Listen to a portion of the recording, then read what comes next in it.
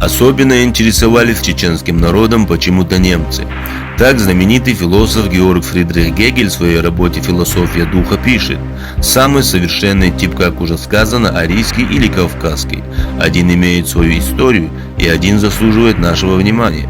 Когда мы изучаем духовную историю человечества, из того следует, что он никогда не может быть варваром, погруженным в невежество, и с самого начала, вероятно, имел познания даже выше тех, которыми так гордится теперь».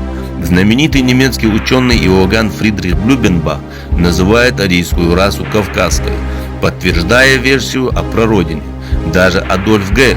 не обошел своим вниманием чеченцев, опираясь на научные труды Горгебера, Гаусгофера и других исследователей. Он резюмирует: «Там на востоке сохранился след древней германизации Северного Кавказа. Чеченцы – это арийское племя». А вот цитата из научной работы британского исследователя Чарльза Уильяма Рекхартона: «После сокрушения Франции 1812 по 1814 годах, нанеся поражение также могущественной Османской империи в 1829 году, Россия принялась за кавказцев.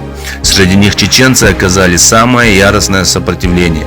Они были готовы погибнуть, но не расстаться со своей свободой. Это святое чувство – основа чеченского этнического характера. И по сей день мы теперь знаем, что их предки были причастны к становлению человеческой цивилизации в первичном ее очаге на Ближнем Востоке – хуриты, Митане и Урарту. Вот кто числится в источниках чеченской культуры. Может быть, и история откроет вам глаза».